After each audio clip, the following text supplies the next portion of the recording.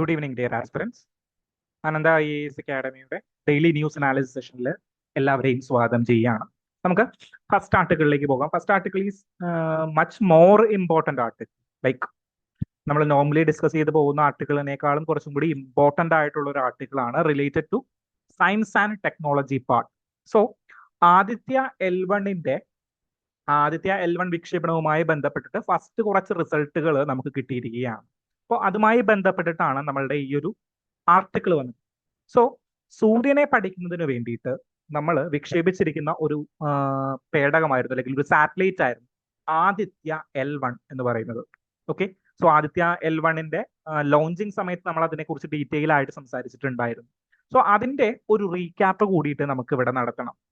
Then ഇവിടെ important ആയിട്ട് മറ്റൊരു കാര്യവും കൂടി നമ്മൾ നോക്കണം. എന്താണ്? നമ്മളുടെ സണ്ണിന്റെ അറ്റ്മോസ്ഫിയറും ദെൻ കൊറോണൽ മാസ് ഇജക്ഷനും ബ്ലാക്ക് സ്പോട്ട് എന്നൊക്കെ പറഞ്ഞ് നമ്മൾ വിളിക്കുന്ന, അല്ലെങ്കിൽ സൺ സ്പോട്ട് എന്നൊക്കെ പറഞ്ഞ് നമ്മൾ വിളിക്കുന്ന കാര്യത്തെ കുറിച്ചിട്ടും നമുക്കൊന്ന് ഡീറ്റെയിൽ ആയിട്ടൊന്ന് നോക്കണം.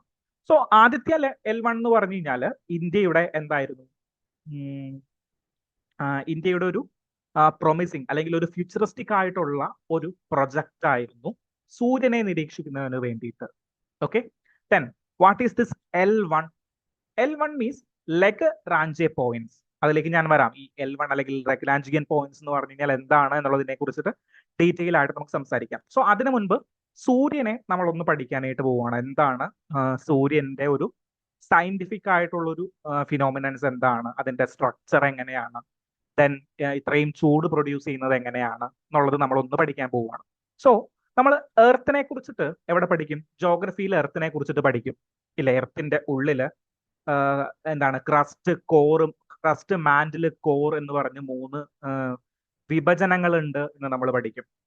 അതിനെ പല കണ്ടിന്യൂറ്റി വെച്ചിട്ട് നമ്മൾ എന്ത് ഡിവൈഡ് ചെയ്തിട്ടുണ്ട്. ഓരോ സെഷൻസും സെപ്പറേറ്റ് ആയിട്ട് പല ഡിസ്കണ്ടിന്യൂറ്റി വെച്ചിട്ട് ഡിവൈഡ് ചെയ്തിട്ടുണ്ട് നമ്മൾ നോർമൽ ജോഗ്രഫിയിൽ നമ്മൾ പഠിക്കും. അതേപോലെ സണ്ണിന്റെ ഉള്ളിലത്തെ ഭാഗവും സണ്ണിന്റെ മാറ്ററും നമ്മൾ ഇതേപോലെ തന്നെ നമ്മൾ ഡിവൈഡ് ചെയ്തിട്ടുണ്ട്. അതിന്റെ ഏറ്റവും ഉള്ളിലുള്ള പാർട്ട്, ഭൂമിയുടെ ഉള്ളിലുള്ള ഏറ്റവും ഉള്ളിലുള്ള പാർട്ടിനെ നമ്മൾ കോർ എന്ന് വിളിക്കുന്നത് പോലെ സണ്ണിന്റെ സൂര്യന്റെ ഏറ്റവും അകത്തെ പാർട്ടിനെ നമ്മൾ വിളിക്കുന്നതും കോർ എന്ന് തന്നെയാണ്. Okay, so first there is A core and then A radiative space, അല്ലെങ്കിൽ ഒരു റേഡിയേറ്റീവ് സോൺ എന്ന് പറയുന്ന ഒരു സോൺ ഉണ്ട്. ദെൻ അതിന് മുകളിലായിട്ട് കൺവെക്റ്റീവ് സോൺ അല്ലെങ്കിൽ കൺവെക്ഷൻ സോൺ എന്ന് പറയുന്ന ഒരു സോൺ ഉണ്ട്. സോ എർത്തിന്റെ സ്ട്രക്ചർ എന്ന് പറഞ്ഞു കഴിഞ്ഞാൽ എന്താണ്? ക്രസ്റ്റ് കോർ മാന്റിൽ എന്ന് പറയുന്നത് പോലെ സണ്ണിന്റെ സ്ട്രക്ചർ എന്ന് പറഞ്ഞു കഴിഞ്ഞാൽ കോർ ഉണ്ട്, ഒരു റേഡിയേറ്റീവ് സോൺ ഉണ്ട്, ദെൻ അതിന് മുകളിലായിട്ടൊരു കൺവെക്ഷൻ സോൺ ഉണ്ട്. ഈ കൺവെൻഷൻ സോണിലാണ് അല്ലെങ്കിൽ കൺവെക്ഷൻ സോണിലാണ് എന്ത് ചെയ്യുന്നത്? പ്ലാസ്മാസ് കൺവെക്ഷൻ നടത്തുന്നത്. നമ്മളുടെ എവിടെയാണ്? നിങ്ങൾ ജോഗ്രഫി പഠിച്ചിട്ടുണ്ടെങ്കിൽ, ഈ എർത്തിന്റെ ഇന്റീരിയർ ഒക്കെ പഠിച്ചിട്ടുണ്ടെങ്കിൽ എസ്തനോസ്ഫിയറിനെ കുറിച്ചിട്ട് നിങ്ങൾ പഠിച്ചിട്ടുണ്ടാവും. ക്രസ്റ്റിന്റെ താഴെയായിട്ട് കിടക്കുന്ന എസ്തനോസ്ഫിയറിൽ എന്താണ്? ഒരു കൺവെക്ഷൻ സോണായിട്ട് പലപ്പോഴും ആക്ട് ചെയ്യാറുണ്ട് എന്ന് നിങ്ങൾ പഠിച്ചിട്ടുണ്ട്. അങ്ങനെയാണ് വോൾക്കാനിക് ഇറപ്ഷൻസും വോൾക്കാനിക് ഫോർമേഷൻസും നടക്കുന്നതെന്നും നിങ്ങൾ പഠിച്ചിട്ടുണ്ടാകും. അതേപോലെ സണ്ണിന്റെ അകത്ത് ഒരു കൺവെക്ഷണൽ ഫീൽഡ് നടക്കുന്നത് എവിടെയാണ്? നമ്മളുടെ ഈ കൺവെക്ഷൻ സോണിലാണ്.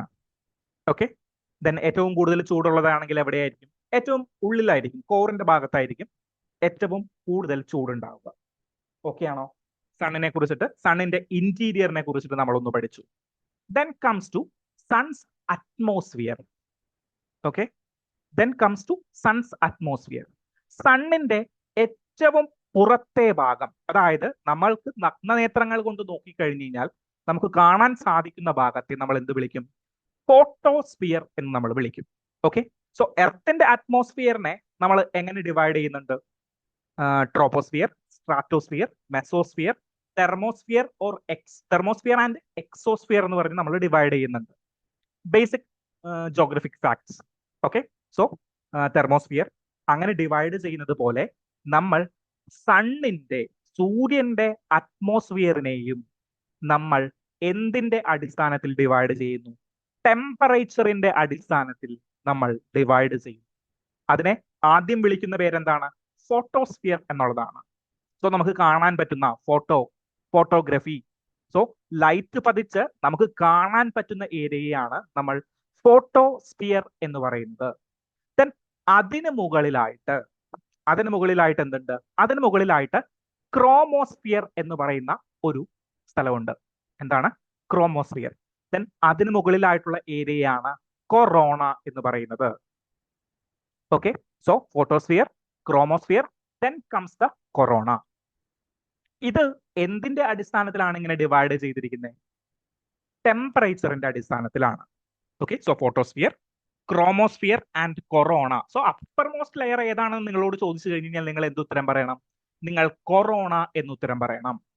ഇന്നർ ലെയർ, ഏറ്റവും ഇന്നറിലായിട്ടുള്ള അറ്റ്മോസ്ഫിയറിന്റെ, സണ്ണിന്റെ അറ്റ്മോസ്ഫിയറിക് ലെയർ ഏതാണ്? അത് എന്ന് പറഞ്ഞു കഴിഞ്ഞാൽ ഫോട്ടോസ്ഫിയർ ആണ്. നമുക്ക് കാണാൻ പറ്റുന്ന ഫോട്ടോസ്ഫിയർ ആണ്. ഓക്കെ, ദെൻ നെക്സ്റ്റ് ചോദ്യം. ഫോട്ടോസ്ഫിയറിനെയും കൊറോണയെയും സംബന്ധിക്കുമ്പോൾ ഏതിനായിരിക്കും ഏറ്റവും കൂടുതൽ ടെമ്പറേച്ചർ ഉള്ളത്? നിങ്ങൾക്ക് ഇവിടെ ഈ ഒരു സ്ലൈഡിൽ ആൻസർ ഓൾറെഡി ഉണ്ട്. കൊറോണയിൽ എത്രയാണ്? 1 lakh or 10 lakh കെൽവിൻ ആണ്. എത്രയാണ്? 10 lakh കെൽവിൻ ആണ് അവിടത്തെ ഒരു ടെമ്പറേച്ചർ എന്ന് പറയുന്നത്. അങ്ങനെയാണെങ്കിൽ എൻ്റെ ഒരു ലോജിക്കൽ ക്വസ്റ്റ്യൻ, സൂര്യനിൽ നിന്ന് ഏറ്റവും അകന്ന് കിടക്കുന്ന സ്പേസ് ആണല്ലോ കൊറോണ എന്ന് പറയുന്നത്. അതായത് സൂര്യന്റെ ഇന്റീരിയർ നമ്മൾ പഠിക്കുമ്പോൾ എന്താണ്? കോർ ഉണ്ട്, റേഡിയേറ്റീവ് സോൺ ഉണ്ട്, കൺവെക്ഷൻ സോൺ ഉണ്ട്. ദെൻ അത് കഴിഞ്ഞിട്ട് അറ്റ്മോസ്ഫിയറിലേക്ക് വരുന്നു. അറ്റ്മോസ്ഫിയർ വരുമ്പോൾ ഫോട്ടോസ്ഫിയർ ഉണ്ട്, ക്രോമോസ്ഫിയർ ഉണ്ട്, അതിന് മുകളിലായിട്ടാണ് കൊറോണയുള്ളത്. വിച്ച് മീൻസ് എർത്തായിട്ട് കമ്പയർ ചെയ്യുമ്പോൾ ഒരു മെസോസ്ഫിയർ റീജിയനുകളിലേക്കാണ് നമ്മളുടെ കൊറോണ എന്ന് പറയുന്ന പാർട്ട് കിടക്കുന്നത്. സോ അവിടെയാണ് ഏറ്റവും കൂടുതൽ, അറ്റ്മോസ്ഫിയറിൽ ഏറ്റവും കൂടുതൽ ചൂടുള്ളത്. അതെങ്ങനെ സംഭവിക്കും? അതായത് സൂര്യനോട് ദൂരെ പോകും തോറും എന്ത് പറ്റുന്നു? നമ്മളുടെ ചൂട് കൂടി വരുന്നതായിട്ട് പല സയന്റിസ്റ്റുകളും നിരീക്ഷിച്ചു. Why that happens? അതാണ് എൻ്റെ ഒരു ഫസ്റ്റ് ചോദ്യം. സോ അവിടെ നമ്മൾ എന്ത് ഉപയോഗിക്കണം? നമ്മളുടെ ബേസിക് ഫിസിക്സ് നമ്മൾ പഠിച്ചത് യൂസ് ചെയ്യണം. എങ്ങനെയാണ്? അതായത് ലെസ് ഡെൻസ് ആയിട്ടുള്ള ഹീറ്റ് മുകളിലേക്ക് പോകും. ബേസിക് ഫിസിക്സ് ആണ് നമ്മൾ പഠിച്ചത്. അതായത് വെന്നെവർ, അതായത് നമ്മൾ വീട്ടിൽ ചൂടുവെള്ളം തിളപ്പിച്ച് കഴിയുമ്പോൾ നീരാവി എങ്ങടേക്ക് പോകും? മുകളിലേക്ക് പോകും. സോ ഇൻ ദാറ്റ് മാനർ നമ്മളുടെ സണ്ണിന്റെ അറ്റ്മോസ്ഫിയറിലും വെന്നെവർ there comes a heat or heat substance, എന്ത് ചെയ്യും? അത് ഓട്ടോമാറ്റിക്കലി ലെസ് ഡെൻസർ ആയതുകൊണ്ട് മുകളിലേക്ക് പോകും. സോ താരതമ്യേന കുറഞ്ഞ ഹീറ്റ് ഉള്ള കാര്യങ്ങൾ താഴത്തെ സോണിൽ, വിച്ച് മീൻസ് നമ്മളുടെ ക്രോമോസ്ഫിയറിലും ഫോട്ടോസ്ഫിയറിലും കാണും. അതിനർത്ഥം അവിടെ ഒന്നും ചൂടില്ല എന്നുള്ളതൊന്നുമല്ല. 6000 കെൽവിനൊക്കെയാണ് അവിടെയുള്ള ചൂട്. 10 ലക്ഷം കെൽവിനുമായിട്ട് കമ്പയർ ചെയ്യുമ്പോൾ താരതമ്യേന ചൂട് കുറവാണ് എന്ന് മാത്രം. ഓക്കെ, സോ അവിടെ ഒരു ചോദ്യത്തിന് പോസിബിലിറ്റി ഇല്ലേ? പലപ്പോഴും പലരും തെറ്റിക്കാനായിട്ടുള്ള ഒരു പോസിബിലിറ്റി ഇല്ലേ? ഉണ്ട്. സോ നിങ്ങൾക്ക് മനസ്സിലായോ ആ ഒരു സ്ട്രക്ചർ എങ്ങനെയാണെന്ന്? മനസ്സിലായോ? കൊറോണയാണ് ഏറ്റവും മുകളിൽ, അതിന് താഴെ എന്താണ്? ക്രോമോസ്ഫിയർ ആണ്, അതിന് താഴെ ഫോട്ടോസ്ഫിയർ ആണ്. അറ്റ്മോസ്ഫിയറിന്റെ ഒരു സ്ട്രക്ചർ, സണ്ണിന്റെ അറ്റ്മോസ്ഫിയറിന്റെ ഒരു സ്ട്രക്ചർ ഇങ്ങനെയാണ് വരുന്നത്. ഓക്കെ, സോ ഇങ്ങനെ സണ്ണിന്റെ മാഗ്നറ്റിക് ഫീൽഡ്സിൽ ക്യാരി ചെയ്യുന്ന എനർജീനെ, അങ്ങനെയുള്ള വേവ്സിനെ നമ്മൾ വിളിക്കുന്നതാണ് ആൽഫൻ വേവ്സ് എന്നാണ് വിളിക്കുന്നത്. അത്ര ഇമ്പോർട്ടന്റ് അല്ല, അറിഞ്ഞിരിക്കുക. ആ ഒരു പേര് വേണമെങ്കിൽ ഒന്ന് കേട്ടിരുന്നേക്കുക. Then comes Aditya L1 mission. ഇന്ത്യക്ക് പലപ്പോഴായിട്ട് തോന്നിയിട്ടുള്ളൊരു കാര്യമാണ് ഈ സൂര്യനെ പഠിക്കണം. സൂര്യൻ എങ്ങനെയാണ് കൊറോണൽ മാസ് ഇജക്ഷൻസ് നടത്തുന്നത്? അതായത് കൊറോണൽ മാസ് ഇജക്ഷൻസ് കൂടി പറഞ്ഞിട്ട് നമുക്ക് എന്തിലേക്ക് വരാം? നമ്മളുടെ ഈ ആദിത്യ L1 വരാം. കൊറോണൽ മാസ് ഇജക്ഷൻസ് എന്ന് പറഞ്ഞു കഴിഞ്ഞാൽ ഇറ്റ്സ് എ സ്ട്രോങ് ഫ്ലയേഴ്സ്. എന്ത് ഫ്ലയേഴ്സ് ആണ്? അതായത് നമ്മളുടെ strong magnetic flares sun produce. So sun produce ചെയ്യുമ്പോൾ ഈ കൺവെക്ഷണൽ സോണിൽ നിന്ന്, നമ്മളുടെ സണ്ണിന്റെ ഏറ്റവും ഔട്ടർ മോസ്റ്റ് ലെയർ ആയിട്ടുള്ള, സണ്ണിന്റെ ഇന്റീരിയറിലെ ഔട്ടർ മോസ്റ്റ് ലെയർ ആയിട്ടുള്ള കൺവെക്ഷണൽ സോണിൽ നിന്ന് ചില സമയങ്ങളിൽ ചില മാഗ്നറ്റിക് ഫീൽഡുകൾ പുറത്തേക്ക് ഒരൊറ്റ തള്ളു തള്ളും. ഓക്കെ, പുറത്തേക്ക് ഒരൊറ്റ തള്ളു തള്ളും. ഇതിനെയാണ് മാസ് ഇജക്ഷൻ എന്ന് പറയുന്നത്. ഇത് പലപ്പോഴും പുറന്തള്ളുമ്പോൾ, കൊറോണയിലൂടെ പുറന്തള്ളി കഴിയുമ്പോൾ എന്ത് പറ്റും എന്ന് പറഞ്ഞു കഴിഞ്ഞാൽ എർത്ത് പോലെയുള്ള നമ്മളുടെ എന്താണ് ഗോളങ്ങളുടെ, പ്ലാനറ്റുകളുടെ മാഗ്നറ്റിക് ഫീൽഡുമായിട്ട് ഇത് വന്ന് കൊളൈഡ് ചെയ്യും. സോ എർത്തിനൊരു മാഗ്നറ്റിക് ഫീൽഡ് ഉള്ളത് കൊണ്ട് കാരണമാണ് ഇങ്ങനെയുള്ള കൊറോണൽ മാസ് ഇജക്ഷൻസ് പോലെയുള്ള കാര്യങ്ങൾ എന്ത് ചെയ്യുന്നത്, നമ്മളുടെ കൊറോണൽ മാസ് ഇജക്ഷൻസ് എലിമിനേറ്റ് ചെയ്യാനായിട്ട്, അല്ലാതെ ഭൂമിയിൽ തട്ടാണ്ട് ബാക്കിയുള്ള സ്ഥലങ്ങളിലേക്ക് ഡൈവേർട്ട് ചെയ്ത് വിടാനായിട്ട് കാരണം. ഓക്കെ, സോ ഇങ്ങനെയുള്ള കൊറോണൽ മാസ് ഇജക്ഷൻസ് നടന്നു കഴിയുമ്പോൾ ആ ഒരു ഏരിയയിൽ കമ്പാരിറ്റീവ്ലി വെൻ കമ്പയർ ടു എന്താണ് നമ്മളുടെ എർത്തിന്റെ എർത്തിന്റെ ഇന്റീരിയറിൽ, എർത്തിന്റെ പുറം ഭാഗത്ത് കൊറോണൽ മാസ് ഇജക്ഷൻസ് നടന്നു കഴിയുമ്പോൾ പെർട്ടിക്കുലർലി ചില പോയിന്റുകളിൽ താരതമ്യേന ടെമ്പറേച്ചർ കുറവായിരിക്കും. ഓക്കെ, സോ ഫോർ എക്സാമ്പിൾ ഭയങ്കര ടെമ്പറേച്ചർ ഉള്ള ഒരു സ്ഥാനത്ത് നിന്ന്, അല്ലെങ്കിൽ ഭയങ്കരമായിട്ട് പ്രഷർ ഉള്ള സമയത്ത് നമ്മൾ കുറച്ച് പ്രഷർ റിലീസ് ചെയ്ത് കഴിഞ്ഞാൽ ഓട്ടോമാറ്റിക്കലി അവിടെ എന്ത് പറ്റും, ചെറിയൊരു പ്രഷർ റിലീഫ് ഉണ്ടാകും. അതേപോലെ തന്നെ കൊറോണൽ മാസ് ഇജക്ഷൻസ് കാരണം പുറത്തേക്ക് വരുന്ന ഫ്ലെയേഴ്സ് പോയി കഴിയുമ്പോൾ അവിടെ കമ്പാരിറ്റീവ്ലി ബാക്കിയുള്ള ഏരിയാസ് വെച്ച് കമ്പയർ ചെയ്യുമ്പോൾ ചെറിയ ടെമ്പറേച്ചർ ഡിഫറൻസ് ഉണ്ടാകും. അങ്ങനെ ടെമ്പറേച്ചർ ഡിഫറൻസ് ഉള്ള ഏരിയാസിനെയാണ് നമ്മൾ സൺസ്പോട്ടുകളായിട്ട് ഐഡന്റിഫൈ ചെയ്യുന്നത്. Okay, so what is sunspot? Sunspot എന്ന് പറഞ്ഞു കഴിഞ്ഞാൽ ആക്ച്വലി സണ്ണിന്റെ അവിടെ നമുക്ക് കാണാൻ പറ്റുന്ന ഒരു ചെറിയ ചെറിയ കറുത്ത ദ്വാരങ്ങളാണ് എന്ന് നമുക്ക് തോന്നും. പക്ഷേ അത് കറുത്ത ദ്വാരങ്ങളല്ല, പകരം എന്താണ്, ടെമ്പറേച്ചർ ഡിഫറൻസ് കൊണ്ടുണ്ടാകുന്ന ചെറിയ സ്പോട്ടുകളാണ്. അവിടെ താരതമ്യേന ടെമ്പറേച്ചർ കുറവായിരിക്കും. ഈ ടെമ്പറേച്ചർ കുറയാനായിട്ടുള്ള കാരണം എന്താണ്? അതിനുള്ളിലുള്ള കൊറോണൽ മാസ് ഇജക്ഷൻസ് കാരണം ബാക്കിയുള്ള ഏരിയാസിൽ നിന്നും ടെമ്പറേച്ചർ അവിടെ കുറഞ്ഞു വരുന്നതായിട്ട് നമുക്ക് ഫീൽ ചെയ്യുന്നതാണ്. അതുകൊണ്ടാണ് കൊറോണൽ മാസ് ഇജക്ഷൻസും സൺസ്പോട്ടും എന്ന് വിളിക്കുന്നത്. സോ ഇങ്ങനെയുള്ള കാര്യങ്ങളെ കുറിച്ചെല്ലാം പഠിക്കുന്നതിന് വേണ്ടിയിട്ട് നമ്മൾ അയച്ചിരിക്കുന്ന ഒരു പേടകമാണ് നമ്മളുടെ ആദിത്യ L1 മിഷൻ എന്ന് പറയുന്നത്. സോ ഒരു 125 ദിവസം ഭൂമിയോട് അനുബന്ധിച്ച് നിന്നുകൊണ്ട് നേർരേഖയിൽ സൂര്യനെ ചുറ്റുകയും സൂര്യനെ പഠിക്കുകയും ചെയ്യും. ഓക്കെ, അതിനു വേണ്ടിയിട്ട് നമ്മൾ അയച്ചിരിക്കുന്ന പേടകമാണ് ആദിത്യ L1 മിഷൻ എന്ന് പറയുന്നത്. Then what is this Lagrangian points അല്ലെങ്കിൽ ലെഗ്രാഞ്ചെ പോയിന്റ്സ് എന്ന് നമ്മൾ പറയും. എന്താണ് ഈ Lagrange points? So Lagrange points, for example നിങ്ങൾ ഈ ഒരു പിക്ചർ നോക്കൂ. ഇത് എക്സ്പ്ലെയിൻ ചെയ്യുന്നതിന് മുൻപ് ഈ ഒരു പിക്ചർ നോക്കൂ. ഇത് സൂര്യൻ, ഇത് ആരായിരിക്കും? Mercury, Venus, Earth, Mars. Okay, മെർക്കുറിയാണ് ഏറ്റവും അടുത്ത് കിടക്കുന്ന ഒരു പ്ലാനറ്റ് എന്ന് പറയുന്നത് നമുക്കറിയാം. ദെൻ മെർക്കുറി, വീനസ് അതിനു ചുറ്റും മറ്റൊരു പ്ലാനറ്റ് ആണ്. ഇവിടെ എർത്ത് ഉണ്ട്, മൂന്നാമത്തെ പേടകം എർത്ത് ആണ്. അല്ലെങ്കിൽ ഇവിടെ വലിയ പിക്ചർ നോക്കൂ, മെർക്കുറി, വീനസ്, എർത്ത്, മാർസ്. അല്ല, ചെറിയ പിക്ചർ തന്നെ നോക്കിയാൽ മതി. Mercury, Venus, Earth, Mars. അതിനെ നമ്മൾ ഇന്നർ പ്ലാനറ്റുകൾ എന്നൊക്കെ വിളിക്കും, അല്ലെ? സോ ഇവരെല്ലാവരും, ഈ 4 പ്ലാനറ്റും ഇന്നർ പ്ലാനറ്റ് എന്നറിയപ്പെടുന്ന ഈ പിക്ചറിലെ താഴെ കാണുന്ന 4 പ്ലാനറ്റുകളും ഒരേ സ്ഥലത്ത് നിന്ന് ഓട്ട മത്സരം തുടങ്ങുകയാണ്. ഓക്കെ, സോ ഒരേ സമയം ഇത് ഓട്ട മത്സരം സ്റ്റാർട്ട് ചെയ്യാണ്. ആരാണ് ആദ്യം സൂര്യനെ ചുറ്റിത്തീരുന്നത്?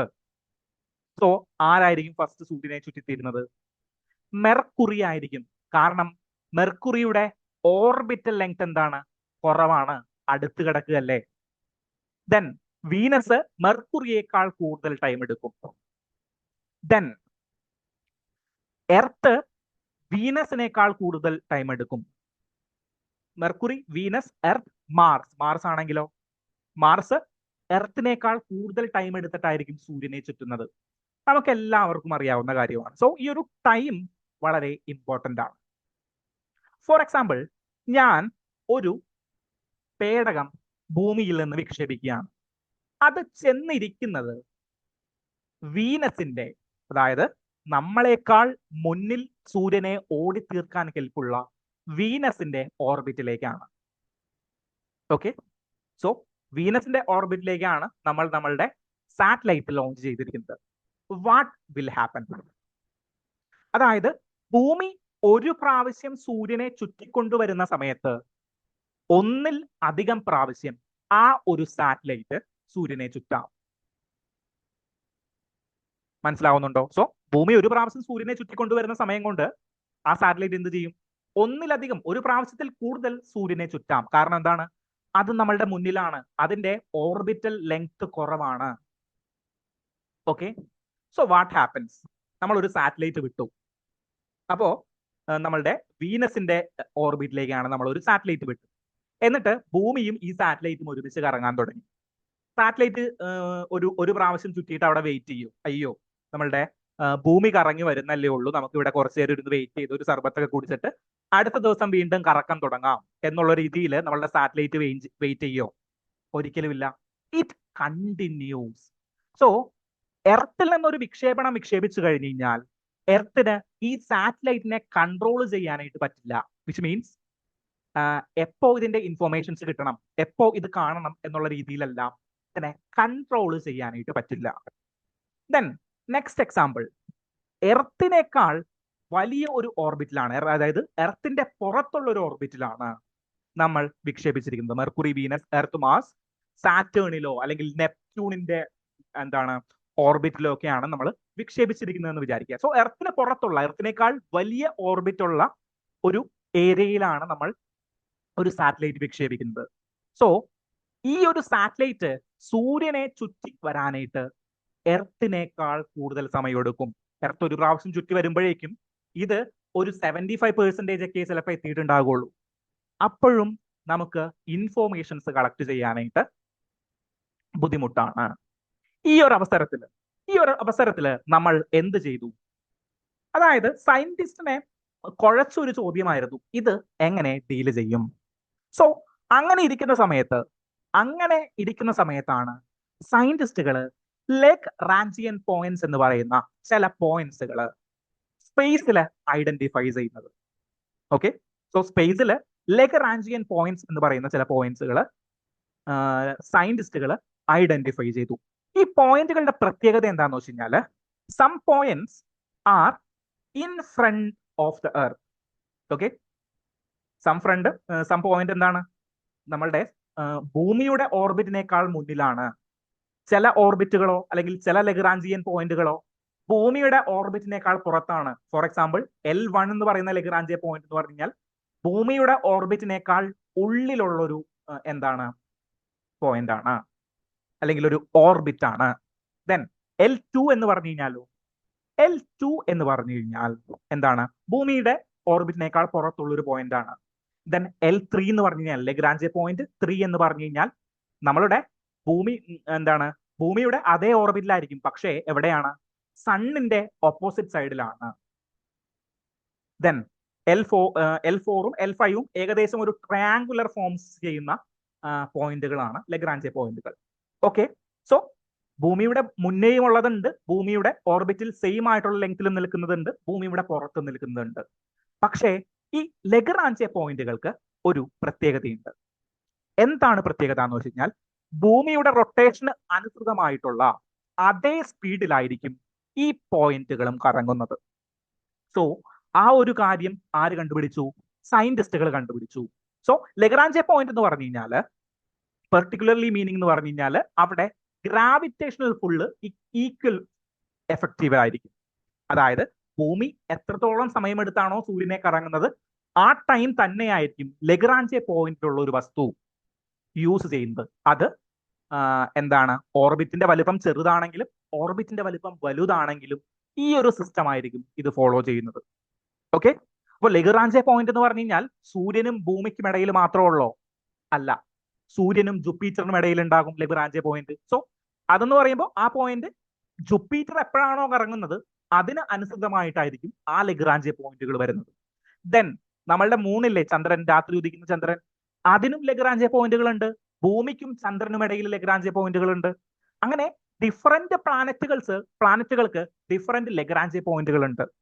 സോ ഈ പോയിന്റുകളുടെ ഉദ്ദേശം എന്താണ്? സോ വൈകരുത്, സാറ്റലൈറ്റ് അവിടെ ഒരു സാറ്റലൈറ്റ് കൊണ്ടുപോയി നിക്ഷേപിച്ചു കഴിഞ്ഞാൽ ഭൂമിയുടെ അതേ സ്പീഡിൽ കറങ്ങി, സെയിം സ്പീഡിൽ തന്നെ കറങ്ങിയിട്ട് ഭൂമിക്ക് കൃത്യമായിട്ട് ഈക്വൽ ടു ഭൂമി നമുക്ക് പഠിക്കാനായിട്ട് സാധിക്കണം. ഇതാണ് ലെഗ്രാഞ്ചിയൻ പോയിന്റ്സിന്റെ ഉദ്ദേശം. പലർക്കും അറിയില്ല ലെഗ്രാഞ്ചിയൻ പോയിന്റ് എന്താണെന്ന് ചോദിച്ചു കഴിഞ്ഞാൽ അവർ പറയും ഗ്രാവിറ്റേഷണൽ പുള്ള്, മറ്റത് മറിച്ച് എന്നൊക്കെ പറയും. സോ ഇതാണ് ഉദ്ദേശം. ഈ ഒരു ഡിസ്റ്റൻസ് അല്ലെങ്കിൽ ഈ ഒരു പ്രോബ്ലം എലിമിനേറ്റ് ചെയ്ത് കളയണം. ഇതാണ് ലെഗ്രാഞ്ചിയൻ പോയിന്റിന്റെ ഉദ്ദേശം വരുന്നത്. രണ്ട് മേജർ ലെഗ്രാഞ്ചിയൻ പോയിന്റ്സിലാണ് സയന്റിസ്റ്റുകൾ പ്രധാനമായിട്ടും സാറ്റലൈറ്റുകൾ വിടുന്നത്, which is L1. So Aditya L1 എന്ന് പറയുന്ന ഒരു പേര് കേൾക്കുമ്പോൾ നിങ്ങൾ എന്ത് മനസ്സിലേക്ക് വരണം? സോ ആദിത്യ എന്ന് പറയുന്ന സാറ്റലൈറ്റ് വിക്ഷേപിച്ചിരിക്കുന്നത് ലെഗ്രാഞ്ചിയൻ പോയിന്റ് 1ലേക്കാണ്. എന്തുകൊണ്ടാണ് അവിടേക്ക് വിക്ഷേപിച്ചത്? അത് സൂര്യനെ പഠിക്കാനായിട്ട് പോകുന്ന മിഷനാണ്. വിച്ച് മീൻസ് സൂര്യന് ഏറ്റവും അടുത്ത് കിടക്കുന്ന ലെഗ്രാഞ്ചിയൻ പോയിന്റ് നമ്മളുടെ ഭൂമിക്ക് ഏറ്റവും എളുപ്പത്തിൽ എത്താൻ പറ്റുന്ന ലെഗ്രാഞ്ചിയൻ പോയിന്റ്. അതുകൊണ്ടാണ് നമ്മൾ ആദിത്യ L1 ലെഗ്രാഞ്ചിയൻ പോയിന്റ് 1ലേക്ക് വിക്ഷേപിച്ചിരിക്കുന്നത്. Okay, then L2 Lagrangian point 2ലേക്ക് വിക്ഷേപിച്ചിരിക്കുന്ന ഒരു ഇമ്പോർട്ടന്റ് ടെലിസ്കോപ്പ് ഉണ്ട്. ആർക്കെങ്കിലും അറിയാമോ? നമ്മളുടെ Canadian space agency, NASA and European space agency, ഈ 3 സ്പേസ് ഏജൻസികളും സംയുക്തമായിട്ട് നടപ്പിൽ വരുത്തിയിരിക്കുന്ന ഒരു ടെലിസ്കോപ്പാണ്, which is James Webb telescope. So James Webb telescope കൊണ്ടുപോയി വെച്ചിരിക്കുന്നത് എവിടെയാണ്? നമ്മളുടെ L2 എന്ന് പറയുന്ന ലെഗ്രാഞ്ചെ പോയിന്റ് 2ലാണ്. അത് സണ്ണിന് നേരെ ഓപ്പോസിറ്റ് വശത്തേക്കാണ് ഫേസ് ചെയ്തിരിക്കുന്നത്. എന്തിനു വേണ്ടിയിട്ട് അങ്ങനെ ചെയ്തിരിക്കുന്നത്? നമ്മളുടെ എന്താണ് ബിഗ് ബാങ് തിയറിയെ കുറിച്ചൊക്കെ പഠിക്കാനായിട്ടാണ്. സോ ഭൂമി എങ്ങനെ ഉണ്ടായി, ഇപ്പോൾ പല ബ്ലാക്ക് ഹോളുകളിൽ നിന്നും വരുന്ന ലൈറ്റുകളെ ഇത് ഒബ്സർവ് ചെയ്തിട്ട് അത് ഇൻഫോർമേഷൻസ് കൊടുക്കും. അതിനാണ് L2 പോയിന്റിൽ കൊണ്ടുപോയിട്ട് വെച്ചിരിക്കുന്നത്. ഓക്കെ, സോ സണ്ണിനെ കുറിച്ച് പറഞ്ഞത് മനസ്സിലായെന്ന് വിചാരിക്കുന്നു. സൺ ഒന്ന് ബേസിക് ആയിട്ടുള്ള കാര്യങ്ങളൊന്ന് റിവൈസ് ചെയ്തേ. സണ്ണിന്റെ അറ്റ്മോസ്ഫിയർ നമ്മൾ പഠിച്ചു. ദെൻ സണ്ണിന്റെ എന്ത് പഠിച്ചു? നമ്മൾ സണ്ണിന്റെ ഇന്റീരിയർ പാർട്ട് പഠിച്ചു. ദെൻ അതിൽ നിന്ന് എങ്ങനെയാണ് കൊറോണൽ മാസ് ഇജക്ഷൻ നടക്കുന്നതെന്ന് നമ്മൾ പഠിച്ചു. ഓക്കെ, സൺ സ്പോട്ടുകൾ എന്താണെന്ന് നമ്മൾ പഠിച്ചു. ദെൻ ആദിത്യ L1ലേക്ക് വന്നു. ആദിത്യ L1 എന്ന് പറയുമ്പോൾ ഇന്ത്യയുടെ ഒരു പ്രഥമ വിഷനാണ്. 125 ദിവസം മാത്രമേ അത് നിൽക്കുകയുള്ളൂ. എന്താണ് PSLV 57 ഒക്കെയാണ് വിട്ടത്. 57 ആണോ എന്ന് തോന്നുന്നു. 57 ആണ് എന്ത് വിട്ടിരിക്കുന്നത്? നമ്മളുടെ ഈ L1 എന്ന് പറയുന്ന സാറ്റലൈറ്റ് വിട്ടിരിക്കുന്നത് എന്ന് നമ്മൾ പഠിച്ചു. ദെൻ വാട്ട് ഈസ് ലെഗ്രാഞ്ചിയൻ പോയിന്റ് 1 അല്ലെങ്കിൽ ലെഗ്രാഞ്ചിയൻ പോയിന്റ്സ് എന്താണ്, അതിന്റെ ഇമ്പോർട്ടൻസ് എന്താണ് എന്ന് നമ്മൾ പഠിച്ചു. സോ ഇത്രയും കാര്യങ്ങളാണ് നമ്മളുടെ സയൻസ് ആൻഡ് ടെക്നോളജിയിൽ ഈ ഒരു ടോപ്പിക്കുമായി ബന്ധപ്പെട്ട് നിങ്ങൾ പഠിക്കേണ്ടത്. ഓക്കെ, സോ ഈ ഒരു കാര്യങ്ങൾ മനസ്സിലാക്കി വെച്ചേക്കുക, മനസ്സിൽ ഊട്ടി ഉറപ്പിച്ച് വെച്ചേക്കുക. സോ പലർക്കും ഇത് ഭയങ്കര എക്സ്ട്രാ ഓർഡിനറി എന്താണ് അല്ലെങ്കിൽ എക്സ്ട്രാ ടോപ്പിക് ആയിട്ടുള്ള കാര്യങ്ങളാണെന്ന് നിങ്ങൾക്ക് തോന്നാം. പക്ഷെ അല്ല, ചോദ്യങ്ങൾ വരാനായിട്ടുള്ള സാധ്യതകൾ ഈ ഒരു മേഖലയിലുണ്ട്. സയൻസ് ആൻഡ് ടെക്നോളജിയിൽ സ്പേസ് മിഷൻ ഏറ്റവും ഇമ്പോർട്ടന്റ് ആയിട്ടുള്ള നമ്മളുടെ ഒരു ഏരിയാസ് ആണ്. അപ്പൊ അത് നിങ്ങൾ വിട്ട് കളയാതിരിക്കുക. Then comes to next article. Next article is related to what? Vande മാതരവുമായി ബന്ധപ്പെട്ടതാണ്. സോ വന്ദേ മാതരവുമായി ബന്ധപ്പെട്ടിട്ട് 150ാമത്തെ വാർഷികം, 150 ആണോ? 150ാമത്തെ വാർഷികം നമ്മൾ ആഘോഷിക്കുകയാണ്. ഓക്കെ, സോ ഏത് വർഷമായിരിക്കും ഇത് എഴുതിയിട്ടുണ്ടാവുക? 2025ലാണ് 150ാമത്തെ വർഷം ആചരിക്കുന്നത്. സോ ഒരു 50 വർഷം കൂടി കഴിഞ്ഞ് കഴിഞ്ഞാൽ 200 ആകും. വിച്ച് മീൻസ് 2075 ആകുമ്പോഴേക്കും എത്രയാകും? 200 വർഷമാകും. സോ 200 വർഷം പുറകിലേക്ക് പോയി കഴിഞ്ഞാൽ 1875ലാണ് വന്ദേ മാതരം എഴുതപ്പെട്ടിരിക്കുന്നത് എന്ന് നിങ്ങൾക്ക് കണ്ടെത്താനായിട്ട് പറ്റും. ഓക്കെ, സോ അന്നത്തെ കാലത്ത് എങ്ങനെയായിരുന്നു? ഏർലി ഫേസ് ഓഫ് നാഷണലിസത്തിന്റെ കാലഘട്ടത്തിൽ നമ്മൾ രചിച്ച ഏറ്റവും മികച്ച ഒരു ഗാനങ്ങളിൽ ഒന്നാണ് വന്ദേ മാതരം എന്ന് പറയുന്നത്. സോ ബങ്കിം ചന്ദ്ര ചതോപാധ്യായ് തന്റെ ആനന്ദമഠ് എന്ന് പറയുന്ന നോവലിലാണ് എന്ത് ചെയ്തിരിക്കുന്നത്? ഈ ഒരു ഗാനം രചിച്ചിരിക്കുന്നത്, ഈ ഒരു സോങ് രചിച്ചിരിക്കുന്നത് എന്നുള്ളത് നിങ്ങൾക്ക് അറിയാൻ പറ്റും. ബംഗാളി ഭാഷയിലാണ് ഈ ഒരു ഇത് രചിച്ചിരിക്കുന്നത് എന്ന് നിങ്ങൾക്ക് എല്ലാവർക്കും അറിയാം. സോ ആ ഒരു ബേസിക് ഡീറ്റെയിൽസ് ഒന്ന് റിഫ്രഷ് ചെയ്ത് പോവുക. ഇതുമായി ബന്ധപ്പെട്ട് നടക്കുന്ന പൊളിറ്റിക്കൽ കോൺട്രവേഴ്സീസ് വിട്ടേക്കുക. ഇത് തീരാനായിട്ടൊന്നും പോകുന്നില്ല. സോ ആ ഒരു കാര്യം നിങ്ങൾ ഈ ഒരു ഡിസ്കഷനിൽ നിന്ന് മനസ്സിലാക്കുക, അതൊന്ന് റിവൈസ് ചെയ്യുക. സോ ബങ്കിം ചന്ദ്ര ചാറ്റർജി എന്ന് പറഞ്ഞ് പലപ്പോഴും കാണാറുണ്ട്. ബങ്കിം ചന്ദ്ര ചതോപാധ്യായാണ്. തെറ്റരുത്.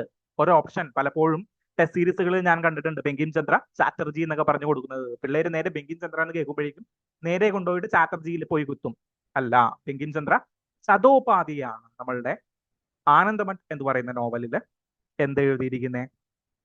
വന്ദേ മാതരം എന്ന് പറയുന്ന ഒരു കാര്യം എഴുതിയിരിക്കുന്നത്. Okay, so coming to the next article. Next article is particularly related to എന്താണ്? National world human rights day ആണെന്ന്. എന്താണ് മനുഷ്യാവകാശങ്ങൾക്ക് വേണ്ടിയിട്ടുള്ള ഒരു ദിവസമായിട്ട് UN ആചരിക്കുന്ന ഒരു ദിവസമാണ്. ദെൻ സെപ്റ്റംബർ അല്ല ഡിസംബർ 12 എന്ന് പറഞ്ഞു കഴിഞ്ഞാൽ എന്താണ്? അതായത് മറ്റന്നാൾ എന്താണ്? മറ്റന്നാൾ പെർട്ടിക്കുലർലി നമ്മളുടെ എന്താണ് യൂണിവേഴ്സൽ ഹെൽത്ത് കവറേജ് ഡേ ആണ്. സോ ഈ 2 ഡേയ്സിനെയും കമ്പൈൻ ചെയ്തുകൊണ്ട് വന്നിരിക്കുന്ന ഒരു ആർട്ടിക്കിളാണ് റൈറ്റ് ടു ഹെൽത്ത്.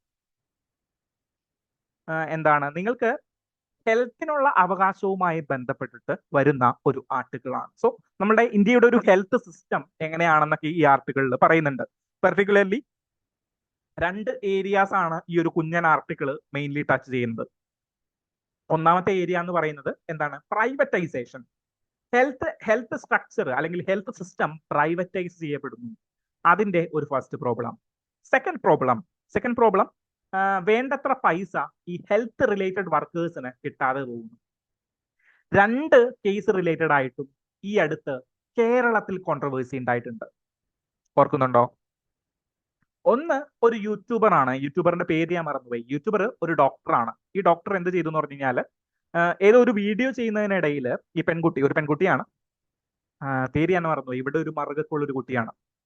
യൂട്യൂബിൽ കയറി സെർച്ച് ചെയ്ത് കഴിഞ്ഞാൽ കാണാനായിട്ട് പറ്റും. സോ ഈ കുട്ടി എന്ത് ചെയ്തു എന്ന് വെച്ച് കഴിഞ്ഞാൽ എന്താണ് തനിക്ക് 40,000 രൂപയാണ് 5 വർഷം MBBS പഠിച്ചിട്ട് കിട്ടിയത് ആദ്യമായിട്ട് ജോലിക്ക് ചെന്നപ്പോൾ. അപ്പോൾ ഞാനൊരു 10,000 രൂപ കൂടി കൂട്ടി ചോദിച്ചു കഴിഞ്ഞപ്പോൾ അവര് എന്നെ വേണ്ട എന്ന് പറഞ്ഞു. അപ്പൊ പിച്ച കാശിന് ഞാൻ പോകില്ല എന്ന് പറഞ്ഞായിരുന്നു. സോ അതൊരു കോൺട്രവേഴ്സി ആയി കേരളത്തിൽ. 40,000 രൂപ എന്ന് പറയുന്നത് നക്കാപ്പിച്ച പൈസയാണോ എന്നൊക്കെ ചോദിച്ചുകൊണ്ട് ചെറിയൊരു കോൺട്രവേഴ്സി കേരളത്തിൽ ഉണ്ടായി. ശരിയാണ്, 40,000 രൂപ എന്ന് പറയുന്നത് സാധാരണക്കാരന് എന്താണ് നോർമൽ പൈസയല്ല. പക്ഷേ ഒരു ഹെൽത്ത് എംപ്ലോയിക്ക്, പെർട്ടിക്കുലർലി ഒരു ഡോക്ടറിന് 5 വർഷം കഷ്ടപ്പെട്ട് പഠിച്ചിട്ട് ഒരു രോഗം നിർണ്ണയിക്കാനായിട്ടും അതിന് മരുന്ന് കൊടുക്കാനായിട്ടും കഴിവുള്ള ഒരു ഭിഷഗ്വരന് ആ ഒരു എമൗണ്ട് എന്ന് പറയുന്നത് ചെറിയ തുക തന്നെയാണ്. അവരെന്തോരം കോസ്റ്റ് പഠിക്കാനായിട്ട് ഉൾപ്പെടുത്തിയിട്ടുണ്ടായിരുന്നു, അല്ലെങ്കിൽ പഠിക്കാനായിട്ട് പോക്കറ്റിൽ നിന്ന് സ്പെൻഡ് ചെയ്തിട്ടുണ്ടായിരുന്നു എന്ന് നിങ്ങൾ ചിന്തിച്ചാൽ മതി.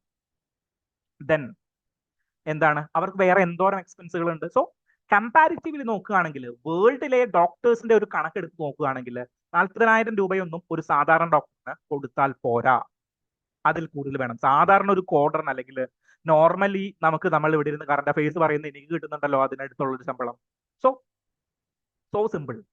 അപ്പോ ആ ഒരു എമൗണ്ട് മാത്രം പോരാ അവർക്ക്. ആർക്ക്? നമ്മളുടെ ഡോക്ടേഴ്സിന് എന്ന് പറഞ്ഞു കഴിഞ്ഞാൽ. ഓക്കെ, ദെൻ അതായിരുന്നു ഫസ്റ്റ് കോൺട്രവേഴ്സി. സെക്കൻഡ് കോൺട്രവേഴ്സി കുറച്ചും കൂടി എന്താണ് എലൈറ്റ് അല്ലെങ്കിൽ ഒരു ഇന്റലക്ച്വൽ ടോപ്പിക്കുകളിൽ കേരളത്തിൽ ഡിസ്കസ് ചെയ്യപ്പെട്ട ഒരു കാര്യമാണ്. നിങ്ങൾ ട്രൂ കോപ്പി തിങ്ക് എന്ന് പറയുന്ന യൂട്യൂബ് ചാനലിന്റെ എന്താണ് യൂട്യൂബ് വീഡിയോസ് ശ്രദ്ധിക്കുന്നവരാണെങ്കിൽ അവർ കഴിഞ്ഞ മാസങ്ങളിൽ എന്തോ ഒരു video ഇറക്കിയിട്ടുണ്ടായിരുന്നു.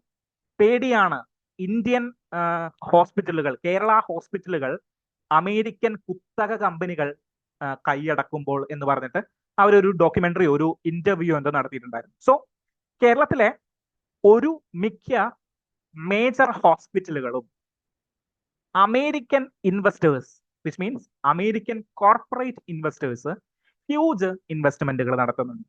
So American corporate industries വരുമ്പോൾ പ്രൈവറ്റൈസേഷന്റെ ഒരു ഏറ്റവും എക്സ്റ്റെൻഡ് അവിടെ എത്തിയിരിക്കുകയാണ്. ദെൻ അവരുടെ മോട്ടീവ് എന്തായിരിക്കും? പ്രോഫിറ്റ് മേക്കിംഗ് എന്നായിരിക്കും. കേരളത്തിലെ കൊച്ചിയിലെ ജനങ്ങൾ നല്ല ആരോഗ്യം കിട്ടി രക്ഷപ്പെടട്ടെ എന്നുള്ളതായിരിക്കും അമേരിക്കൻ കോർപ്പറേറ്റുകളുടെ ലക്ഷ്യം. അല്ല, അതാവണമെന്നില്ല. ഫസ്റ്റ് പ്രയോറിറ്റി അതെന്തായാലും ആവില്ല. കാരണം profit is the best thing they can mean. So അതായിരിക്കും അവരുടെ ലക്ഷ്യം. ഓക്കെ, സോ ഈ 2 കോൺട്രവേഴ്സികളും തന്നെയാണ് വേറൊരു പേഴ്സ്പെക്റ്റീവില് അല്ലെങ്കിൽ വേറൊരു കാര്യത്തില് ആര് പറഞ്ഞിരിക്കുന്നത്? ഈ ഒരു ആർട്ടിക്കിളിലും നമ്മളുടെ ഇവിടെ ഡിസ്കസ് ചെയ്തിരിക്കുന്നത്. ഓക്കെ, സോ പ്രൈവറ്റൈസേഷൻ, അതായത് ഇന്ത്യയില് ഹെൽത്തിനുള്ള out pocket expenditure is so much high. നമ്മളിത് കണ്ടിട്ടുണ്ട്. ഇൻഫ്ലേഷൻ ഇൻഡെക്സിൽ ഇന്ത്യ താഴേക്ക് പോകുന്നു അല്ലെങ്കിൽ ഇൻഫ്ലേഷൻ കുറയുകയാണ് എന്ന് പറഞ്ഞപ്പോ ഹിന്ദു ദിനപത്രം ഒരു ആർട്ടിക്കിൾ എഴുതി. ഓപ്പൺ എഡിറ്റോറിയൽ, അവരുടെ എഡിറ്റോറിയൽ പോളിസി എഴുതി. നിങ്ങൾ ഹെൽത്തിന്റെ എക്സ്പെൻഡിച്ചറിനെ കുറിച്ച് മിണ്ടാതെ എന്തേ സർക്കാർ എന്ന് ചോദിച്ചുകൊണ്ട് ഒരു ആർട്ടിക്കിൾ എഴുതി. സോ അതൊരു ഇമ്പോർട്ടന്റ് കാര്യമാണ്. എന്താണ്? ഒരു ഹെൽത്ത് എക്സ്പെൻഡിച്ചറിന് ഇന്ത്യയിൽ ചെലവാകുന്ന തുക എന്ന് പറഞ്ഞു കഴിഞ്ഞാൽ ഒരു ഹ്യൂജ് കോസ്റ്റ് ആണ്. നിങ്ങൾ വെറുതെ നിങ്ങളുടെ അടുത്തുള്ള ഒരു പ്രൈവറ്റ് ഹോസ്പിറ്റലിൽ പോയി കഴിഞ്ഞാൽ 2,000 രൂപ ചെലവാകും, ഇല്ലേ? ഫസ്റ്റ് ഒരു ബ്ലഡ് റൊട്ടീൻ ടെസ്റ്റ് എഴുതും, 350, 400 രൂപ. അഡ്മിഷൻ എടുക്കാനായിട്ട് 500 രൂപ. മരുന്ന് വരുമ്പോൾ ഒരു 800 to 1000 രൂപ. So 2000 rupees. നിങ്ങൾക്ക് ഒരു പനി വന്നു കഴിഞ്ഞാൽ നിങ്ങൾക്ക് ഒരു 2000 റുപ്പീസ് മിനിമം ചെലവാകും നിങ്ങൾ ഒരു പ്രൈവറ്റ് ഹോസ്പിറ്റൽ, കേരളത്തിലെ ഒരു പ്രൈവറ്റ് ഹോസ്പിറ്റലിൽ പോയി കഴിഞ്ഞാൽ. ദെൻ ഹോസ്പിറ്റലുകളുടെ എന്താണ് ഹോസ്പിറ്റാലിറ്റി മാറുന്നതിനനുസരിച്ചിട്ട് ഓരോ 1000 വെച്ചിട്ട് വീണ്ടും വീണ്ടും കൂട്ടും. So expenditure, out pocket expenditure on health become higher and higher. അതിനനുസരിച്ച് അവിടെ സാധാരണ എന്താണ് ജോലിക്കാർക്ക് ശമ്പളം കിട്ടുന്നുണ്ടോ? അതും ഒരു പ്രോബ്ലമാണ്. For example, nurses in Kerala and especially in India. ഇന്ത്യയിലെ നഴ്സുമാർക്ക് കിട്ടുന്ന ശമ്പളം എത്രയോ തുച്ഛമാണ്. സോ ഈ മേഖലകളൊക്കെയാണ് നമ്മളുടെ ഈ ഒരു ആർട്ടിക്കിളുകളിൽ ഡിസ്കസ് ചെയ്തു പോകുന്നത്. നിങ്ങൾക്ക് റിലേറ്റീവ്ലി കണക്ട് ചെയ്യാൻ പറ്റുന്ന ആർട്ടിക്കിളാണ്. ഇവിടെ എനിക്ക് ആഡ് ചെയ്യേണ്ട ചില കാര്യങ്ങളുണ്ട്. ഹോസ്പിറ്റാലിറ്റി അല്ലെങ്കിൽ ഹെൽത്ത് സെക്ടറുമായി ബന്ധപ്പെട്ടിട്ട് ഇന്ത്യ ഫേസ് ചെയ്യുന്ന ചില പ്രോബ്ലംസിനെ പറഞ്ഞുകൊണ്ട് ഞാൻ ഈ ഒരു ഡിസ്കഷൻ നിർത്തും. Okay, extremely low public health expenditure.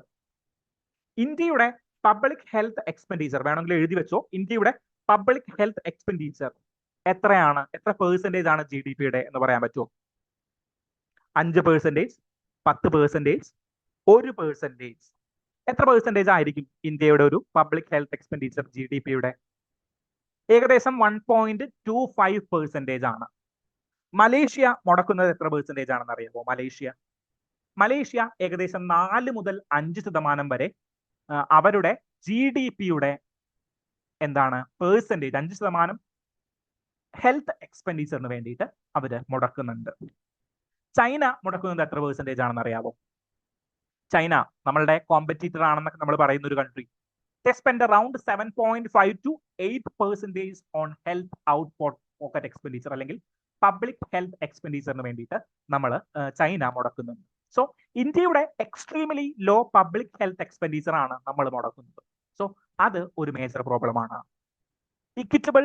Equitable access and regional disparities. നിങ്ങൾക്കറിയാം എന്താണ് നമ്മളുടെ എറണാകുളം നഗരത്തില് മെട്രോ സ്റ്റേഷന്റെ അടിയിൽ നിങ്ങൾക്ക് കാണാൻ പറ്റുന്ന എണ്ണം എത്ര ഹോസ്പിറ്റലുകൾ ഉണ്ടെന്ന് നിങ്ങൾക്ക് എണ്ണിക്കഴിഞ്ഞാൽ വിരല് പോരാണ്ട് വരും. മിനിമം ഒരു 5-6 ഹോസ്പിറ്റലുകളെങ്കിലും നിങ്ങൾ ആലുവയിൽ നിന്ന് മെട്രോ സ്റ്റേഷൻ കയറിയിട്ട് തൃപ്പൂണിത്തുറ എത്തുമ്പോഴേക്കും നിങ്ങൾ ഒരു 6-7 ഹോസ്പിറ്റലുകളെങ്കിലും എണ്ണിത്തീരും. പക്ഷേ വയനാടിലും കാസർഗോഡിലും ഇതാണോ സ്ഥിതി? ഇനി നിങ്ങൾ ഇന്ത്യയുടെ പെർസ്പെക്റ്റീവിൽ ഒന്ന് ചിന്തിച്ചു നോക്കി. കേരളത്തിന്റെ എന്താണ് ഹെൽത്ത് ഇൻഫ്രാസ്ട്രക്ചറും ഒഡീഷയുടെ ഹെൽത്ത് ഇൻഫ്രാസ്ട്രക്ചറും UP-യുടെ ഇൻഫ്രാസ്ട്രക്ചറും സെയിം ആണോ? അല്ല. So there is an inequitable access and regional disparities. Then അപ്പോൾ നിങ്ങൾക്ക് അത് മനസ്സിലായല്ലോ. ഇനി കൂടുതൽ എക്സ്പ്ലനേഷൻ ഒന്നും വേണ്ടല്ലോ, വേണ്ട. So weak public health infrastructure. Public health infrastructure എന്ന് പറയുമ്പോൾ പല സ്ഥലങ്ങളിലും നമുക്ക് ഇപ്പോൾ PHCs ഉണ്ട്, ദെൻ കമ്മ്യൂണിറ്റി ഹെൽത്ത് സെന്റേഴ്സ് ഉണ്ട്. പക്ഷേ ഇവിടെയൊക്കെ കൃത്യമായിട്ട് ഡോക്ടേഴ്സ് ഇല്ല, കൃത്യമായിട്ട് എന്തില്ല, നേഴ്സുകളുടെ അഭാവമുണ്ട്, മരുന്നുകളുടെ ലഭ്യത കുറവുണ്ട്. അങ്ങനെയുള്ള കാര്യങ്ങളൊക്കെ എവിടെയുണ്ട്? പബ്ലിക് ഹെൽത്ത് ഇൻഫ്രാസ്ട്രക്ചറുകളിൽ കുറവാണ്. സ്കാൻ ചെയ്യണമെങ്കിൽ എവിടെ പോകണം? കേരളത്തിൽ മുന്നേ കഴിഞ്ഞ കുറച്ച് നാളുകൾക്ക് മുൻപ് ഒരു ഡോക്ടർ എന്ത് ചെയ്തു? ഡോക്ടർ അദ്ദേഹത്തിന് എന്തോ സ്റ്റെൻ വാങ്ങിക്കാനൊന്നും പൈസ ഇല്ല എന്നൊക്കെ പറഞ്ഞിട്ട് എന്തോ ഒരു പത്രസമ്മേളനമൊക്കെ നടത്തിയിട്ടുണ്ടായിരുന്നു. സ്റ്റെൻ ആണോ അല്ലെങ്കിൽ എന്തോ ഒരു ഉപകരണം വാങ്ങിക്കാനായിട്ട്, ഉപകരണം ഇല്ലാത്തത് കൊണ്ട് ശസ്ത്രക്രിയ മുടങ്ങിയതുമായി ബന്ധപ്പെട്ട ചെറിയ പ്രതിഷേധമൊക്കെ നടത്തിയിട്ടുണ്ടായിരുന്നു. കേരളത്തിലായതുകൊണ്ട് ഇത് ആളുകൾ അറിഞ്ഞു. മറ്റേതെങ്കിലും സ്ഥലമാണെങ്കിലോ? സോ ഇതെല്ലാം പ്രോബ്ലം ആണ്. Over dependence on private sector, നമ്മൾ പറഞ്ഞ കാര്യം തന്നെ. ഹൈ കോസ്റ്റ് ഓഫ് മെഡിസിൻ ഉണ്ടാകുന്ന high cost. Disease burden, triple challenge. എന്താണ് ഈ ട്രിപ്പിൾ ചലഞ്ച് എന്ന് പറയുന്നത്? ഒന്ന്, കമ്മ്യൂണിക്കബിൾ ഡിസീസുകൾ പോലെയുള്ള ഡിസീസുകൾ ഉണ്ടാകുന്ന ചലഞ്ച്. TB, COVID-19 അല്ലെങ്കിൽ വേറെ എന്താണ് TB എന്ന് പറയുമ്പോൾ നമുക്ക് വേറെ പറയുന്നത് ചിക്കൻ ഗുനിയ. അങ്ങനെയുള്ള കമ്മ്യൂണിക്കബിൾ ഡിസീസസ് ക്രിയേറ്റ് ചെയ്യുന്ന ചലഞ്ചസുകൾ ഇന്ത്യയിലുണ്ട്. ദെൻ നോൺ കമ്മ്യൂണിക്കബിൾ ഡിസീസസുകൾ ക്രിയേറ്റ് ചെയ്യുന്ന ചലഞ്ചുകളുണ്ട്. എൻവിറോൺമെന്റൽ പ്രോബ്ലംസ് കൊണ്ട് ക്രിയേറ്റ് ചെയ്യപ്പെടുന്ന. സോ ഒരു ട്രിപ്പിൾ ചലഞ്ച് നിങ്ങൾ എഴുതിയിട്ട് 3 വര വരച്ചിട്ട് അല്ലെങ്കിൽ 3 ആരോ മാർക്ക് വരച്ചിട്ട് ഈ 3 പോയിന്റുകളും കൊടുത്തു കഴിഞ്ഞാൽ നിങ്ങൾക്ക് എന്തോ അറിയാം അല്ലെങ്കിൽ ഇവൻ എന്തോ ഭീകരനാണ് എന്നൊരു തോന്നല് നിങ്ങളുടെ ആൻസർ പേപ്പറിൽ ക്രിയേറ്റ് ചെയ്യാനായിട്ട് സാധിക്കും. ഓക്കെ, സോ ആ ട്രിപ്പിൾ ചലഞ്ച് എന്നൊക്കെ പറഞ്ഞത് ഒന്നുമില്ല, 3 ചലഞ്ചുകൾ: നോൺ കമ്മ്യൂണിക്കബിൾ, ദെൻ എന്താണ് എൻവിറോൺമെന്റ് റിലേറ്റഡ് ആയിട്ട് കോസ് ചെയ്യുന്ന ചില പ്രോബ്ലംസ്. ഈ 3 പ്രോബ്ലംസിനെ ഒന്ന് ഐഡന്റിഫൈ ചെയ്ത് പേപ്പറിൽ ആൻസർ പേപ്പറിൽ എഴുതി വെച്ചേക്കുക. ദെൻ എന്താണ് വീക്ക് ഗവർണൻസ്, പറയാൻ പറ്റുന്ന കാര്യമല്ലേ, അഴിമതി. Then poor regulations, data gaps, ഇങ്ങനെയുള്ള കാര്യങ്ങൾ നമുക്ക് പറയാം. Then limited health insurance coverage. ഈ പോയിന്റ് നമ്മൾ പലപ്പോഴായിട്ട് ഇന്ത്യയിൽ ഡിസ്കസ് ചെയ്തിട്ടുണ്ട്, നമ്മളുടെ ന്യൂസ് അനാലിസിസിൽ ഡിസ്കസ് ചെയ്തിട്ടുണ്ട്. ഇന്ത്യയുടെ ഹെൽത്ത് ഇൻഷുറൻസ് കവറേജ് എന്ന് പറഞ്ഞു കഴിഞ്ഞാൽ വളരെ തുച്ഛമാണ്. ഗ്ലോബൽ ആയിട്ട് കമ്പയർ ചെയ്യുമ്പോൾ അറൌണ്ട് 10% വ്യത്യാസം നമ്മളും ഗ്ലോബൽ എന്താണ് ഹെൽത്ത് ഇൻഷുറൻസ് കവറേജ് ഉള്ള കൺട്രീസുമായിട്ട് അല്ലെങ്കിൽ മോഡേൺ സിസ്റ്റം പ്രാക്ടീസ് ചെയ്യുന്ന കൺട്രീസുമായിട്ട് കമ്പയർ ചെയ്യുമ്പോൾ, യൂറോപ്യൻ കൺട്രീസ് ഒക്കെ ആയിട്ട് കമ്പയർ ചെയ്യുമ്പോൾ ഇന്ത്യയിൽ ഉണ്ട് എന്നുള്ളതും നമ്മൾ ഡിസ്കസ് ചെയ്തിട്ടുള്ള കാര്യമാണ്. സോ ആ കാര്യങ്ങളെല്ലാം നമ്മളുടെ എവിടെ എഴുതണം, നിങ്ങളുടെ ഹെൽത്ത് റിലേറ്റഡ് ആയിട്ടൊരു ചോദ്യം വന്നു കഴിഞ്ഞാൽ നിങ്ങൾ എഴുതണം. സോ പോയിന്റ് ബൈ പോയിന്റ് ആയിട്ട് നിങ്ങൾക്കൊന്ന് മനസ്സിലേക്ക് ഒന്ന് കൊണ്ടുവരിക, അത് കൃത്യമായിട്ട് എഴുതുക. സോ പ്രൈവറ്റൈസേഷൻ എന്ന് പറയുമ്പോൾ എക്സാമ്പിൾ എന്തൊക്കെ കൊടുക്കാം, കേരളയുടെ എക്സാമ്പിൾ വേണമെങ്കിൽ കൊടുക്കാം. ദെൻ എന്താണ് വേജസുകൾക്ക് അല്ലെങ്കിൽ സാധാരണക്കാർക്ക് വേജ് ഇല്ല എന്ന് പറയുമ്പോൾ നിങ്ങൾക്ക് എന്ത് കൊടുക്കാം, നിങ്ങൾക്ക് നേഴ്സസിന്റെ എക്സാമ്പിൾ വേണമെങ്കിൽ നിങ്ങൾ കോട്ട് ചെയ്യാം. ഓക്കെ, സോ ആ ഒരു ഡിസ്കഷനിലേക്ക് നിങ്ങളൊന്ന് നിങ്ങളുടെ ശ്രദ്ധയെ കൊണ്ടുപോവുക. Next discussion, a small discussion is related to Goa blaze. ഗോവയിലെ ദിശാസന്ധ്യകൾ ആഘോഷിക്കുന്നതിനിടയിൽ ഒരു huge accident, this a human created accident നടന്നിരിക്കുകയാണ്. ഏകദേശം 25 ലൈഫ്സ് ആണ് അവിടെ മരിച്ചു വീണിരിക്കുന്നത്. അവിടെ പണിക്കാർ കുറച്ച് പേര് മരിച്ചിട്ടുണ്ടായിരുന്നു, മൈഗ്രന്റ് ലേബേഴ്സ്. ദെൻ നിശാസന്ധ്യ ആഘോഷിക്കാൻ വന്ന ഒരുപാട് ആളുകൾ, ആണുങ്ങളും പെണ്ണുങ്ങളും അടക്കം ഒരുപാട് പേര് അവിടെ മരിച്ചു വീണിരിക്കുകയാണ്. ഓണേഴ്സ് എവിടെയാണെന്ന് അറിയൂ? ഇപ്പോ ഓണേഴ്സ് ഇങ്ങനെ ഒരു ആക്സിഡന്റ് നടന്ന പിറ്റേ ദിവസം മലേഷ്യയിലേക്കോ വേറെ എവിടേക്കോ തായ്ലൻഡിലേക്കോ പറന്നിട്ടുണ്ട്, 2 പേരെ പിടികൂടിയിട്ടുമുണ്ട്. സോ ഇവിടെ എന്താ നടക്കുന്നത്? ഇവിടെ ഇല്ലീഗലായിട്ട് ഒരു ആക്ടിവിറ്റി അല്ലെങ്കിൽ ഇല്ലീഗലായിട്ട് ഒരു നിശാസന്ധ്യ ക്ലബ്ബ് നടക്കുകയാണ്. പഞ്ചായത്തിന്റെ ലൈസൻസുകളില്ല, അനധികൃതമായിട്ട് ഇത് പൊളിച്ചു നീക്കണം എന്ന് പറഞ്ഞിട്ട് പഞ്ചായത്ത് നോട്ടീസ് കൊടുത്തിരുന്ന ഒരു കെട്ടിടം. 2 ഫൈറ്റേഴ്സിന്റെ അല്ലെങ്കിൽ നമ്മളുടെ ഡിസാസ്റ്റർ നമ്മളുടെ ഫയർ ആൻഡ് റെസ്ക്യൂ ടീമിന്റെ ഡിപ്പാർട്ട്മെന്റിന്റെ NOC, നോൺ ഒബ്ജക്ഷൻ സർട്ടിഫിക്കറ്റ് ഇല്ലാണ്ട് പ്രവർത്തിക്കുന്ന ഒരു കേന്ദ്രം. What happens here?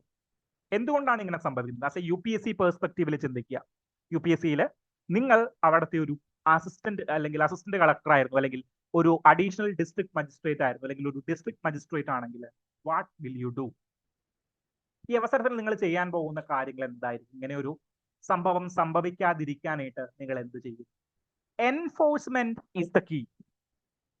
ആരുടെ കയ്യിൽ പൈസയുണ്ടോ, സോ പണമുള്ളവരുടെ കയ്യിലേക്ക് വരുമ്പോ എന്താണ്, നിയമത്തിന് ചെറിയൊരു വളവുണ്ട്. നമ്മൾ പലപ്പോഴായിട്ട് ശ്രദ്ധിച്ചിട്ടുള്ളതാണ്. ഓക്കെ, സോ എങ്ങനെയാണ് നമ്മൾ സാധാരണക്കാര് ഹെൽമെറ്റ് ഇട്ടില്ലെങ്കിൽ എന്താ പ്രശ്നം? 250 രൂപ പിഴ. ബാക്കിയുള്ളവരാണെങ്കിലോ?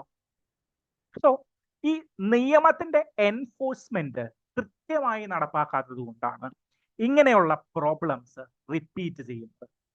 നമ്മൾ സ്റ്റാമ്പേഡിന്റെ കാര്യത്തിൽ കണ്ടു എങ്ങനെയാണ് സ്റ്റാമ്പേഡുകൾ നടക്കുന്നത്. സോ ഓരോരുത്തരും എന്ത് ചെയ്യാണ്, ഈ എൻഫോഴ്സ്മെന്റിന് മുകളിൽ, അതായത് എൻഫോഴ്സ്മെന്റ് അതോറിറ്റിക്ക് മുകളിൽ അവർക്ക് ഡിസിഷൻ മേക്കിങ്ങിനുള്ള പവർ ഉണ്ട്. സോ ഇവിടെ പഞ്ചായത്ത് എന്ത് ചെയ്യാണ്, ഇത് പൊളിച്ചു കളയണം, ഇല്ലീഗലായിട്ട് പണിതിരിക്കുന്ന കെട്ടിടമാണ് എന്ന് പറഞ്ഞിട്ട് സ്റ്റോപ്പ് മെമ്മോ നോട്ടീസ് കൊടുത്തിരുന്ന സ്ഥലമാണ്.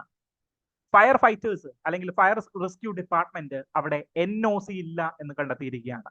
So it is a human created problem. 25 life നശിച്ചത് എന്തുകൊണ്ടാണ്? അത് സിസ്റ്റം എററാണ്.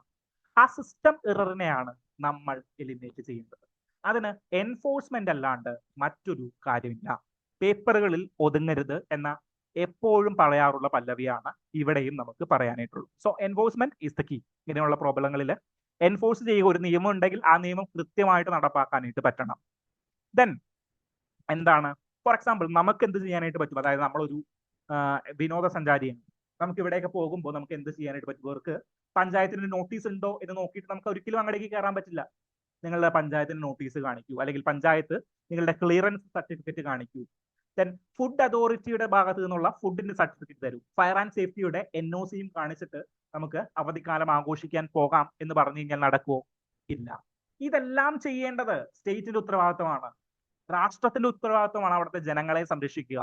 അതിന് നിയമങ്ങൾ കൃത്യമായിട്ട് പാലിക്കുന്ന രീതിയിലായിരിക്കണം നമ്മളുടെ സിസ്റ്റം വർക്ക് ചെയ്യേണ്ടത്.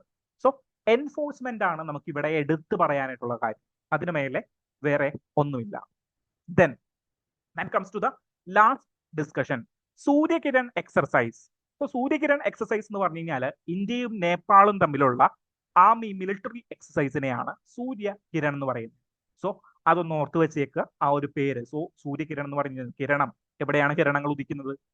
സോ ഹിമാലയത്തിന്റെ മുകളിൽ നോക്കുമ്പോൾ ചില കിരണങ്ങൾ ഉദിക്കുന്നത് പോലെയൊക്കെ കാണാം, അതുകൊണ്ടായിരിക്കണം അങ്ങനെ അവര് പേരിട്ടിരിക്കുന്നത്. ഇപ്പൊ ഇന്ത്യയും നേപ്പാളും തമ്മിൽ ഹിമാലയം ഉണ്ട്, അതുപോലെ മിലിറ്ററികൾക്കിടയിൽ എന്തുണ്ട്? സൂര്യകിരൺ എന്ന് പറയുന്ന ഒരു എക്സസൈസ് കൂടിയുണ്ട് എന്നൊരു കാര്യം നിങ്ങളുടെ മനസ്സിലേക്ക് കൊണ്ടുവരിക. So it's A military exercise between India and Nepal എന്നൊരു കാര്യം കൂടിയിട്ട് നിങ്ങൾ ഓർത്തിരിക്കുക. ഓക്കെ, സോ ആ ഒരു കാര്യം കൂടി നിങ്ങളുടെ മനസ്സിലേക്ക് വെച്ചേക്കുക.